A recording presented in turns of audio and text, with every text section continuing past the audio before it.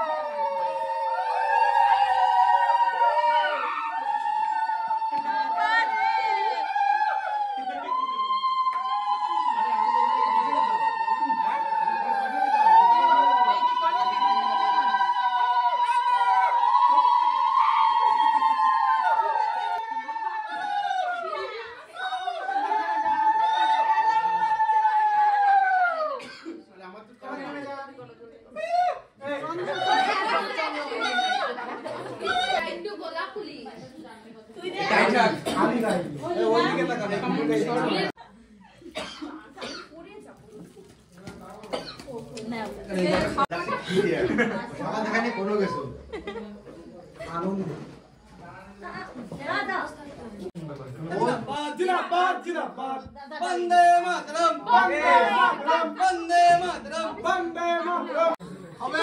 আজকে সবাই তো ফাটাচ্ছে বাকি বিয়ের সময় আবার হবে বিয়ের সময় আবার হবে বিয়ের সময় আবার হবে বিয়ের সময় বিয়ের সময় এ তো চাকু উল্টো ধরা হয়ে গেছে। এই চাকুরি তোর চাকু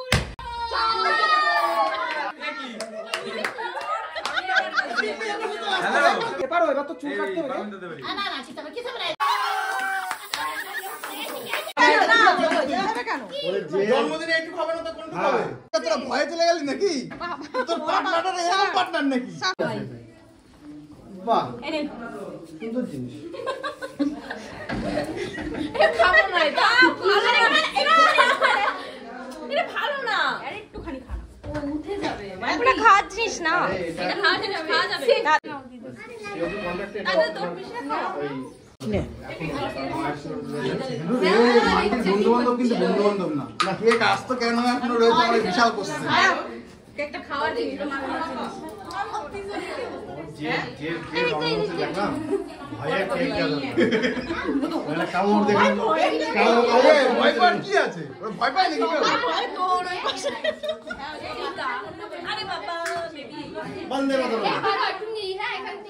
বেশি করে বেশি করে নে। হ্যাঁ আমি খাবো না দেবী আস্তে আস্তে আস্তে দিচ্ছি আস্তে দিচ্ছি দাঁড়া আরে হাত ধর এই হাত ধর এই দাঁড়া না সুন্দর করে সাজিয়ে দিচ্ছি শুধু করা শুধু নষ্ট হয়ে যাবে না না একটু গোফটা বানিয়ে দিচ্ছি দর্শন বেশি বেড়ে আরে আজকের দিনে আরে ভালো না বললে হয় বড় খাটনি না না না এই খাটনি করব না এটা কি দাড়ি মোছ লাগালে পাপড় লাগবে না এই মাস চুলে দিয়ে দি একটু হ্যাঁ না চুলে দিস না চুলে দিচ্ছি না ঠিক বার্থডের কেক কাটার পরে এবারে আমরা খেতে বসেছিলাম। আগে 2-3 ব্যাচ হয়ে গেছিলো খাওয়া, তো লাস্ট ব্যাচেই আমরা বসেছিলাম। ওর বন্ধুবান্ধবরা খেয়ে সবাই চলে গেছিলো এবং লাস্টে দেখো ভাই আমাদেরকে সার্ভ করছিল। ভাইয়ের আগে খাওয়া হয়ে গেছিলো, তো ও দিতে অ্যাকচুয়ালি খুব ভালোবাসে, সেই জন্যই ও এটা করছিল। তো ডাল দেখো প্রথমেই প্লেটে দিয়ে দিয়েছিল সাদা ভাত এবং লেবু, তারপরে দিয়ে দিয়েছিল ডাল। তো ডাল দিয়ে আর লেবু দিয়ে খুব ভালো করে ভাতটাকে মেখে খেয়েছিলাম। তারপরে বাদবাকি যা যা ছিল মেনুতে, তোমাদের তো আগেই মেনু দেখিয়েছি বা বলেছি যে সেগুলো সবই আস্তে আস্তে খেলাম এবং তারপরে বার্থডে গার্লকেও খেতে দিয়েছিলাম। ওকে এখানে খুব সুন্দর করে প্লেটটা সাজিয়ে দিয়েছিলাম। এখানে মেনুতে ছিল ডাল, মাছের ঝোল, আলু পটল চিংড়ি, চিকেন কষা, চাটনি, পায়েস, ফ্রাইড রাইস, স্যালাড এবং পাপড়। ভিডিওটা কেমন লাগলো অবশ্যই কমেন্ট করে জানিও। যদি ভালো লেগে থাকে তাহলে একটা সাবস্ক্রাইব করে দিও আর একটা লাইক করে দিও। আজকের মতো টাটা।